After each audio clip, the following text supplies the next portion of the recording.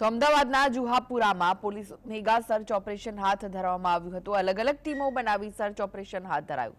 Sector 1 એડી police કમિશનરની અધ્યક્ષતામાં અલગ અલગ 10 ટીમ બનાવી અસામાજિક પ્રવૃત્તિઓ ડામવા પોલીસે કોમ્બિંગ પ્રક્રિયા કરી હતી। જેસીપી નીરજ બળગુજરની આગેવાનીમાં વેજલપુર, જુહાપુરા, ફતેવાડી વિસ્તારમાં ચેકિંગ કરવામાં આવ્યું હતું।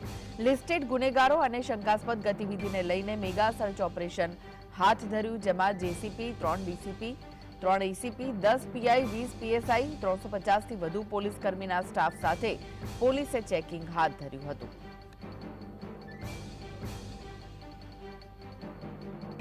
એમાં પોલીસ ઇન્સ્પેક્ટરની આગેવાનીમાં 10 ટીમો બનાવી છે અને જુદા જુદા દિશાથી એ તમામ જે ડિસ્ટ્રીબ્યુટર છે, બુટલેગર છે, એનસીઆર છે, એનડીપીએસ ડ્રગ્સના જે આરોપીઓ છે એની અત્યારે ઘરે ઘરે જઈને ચેકિંગ કરવામાં આવી રહી છે।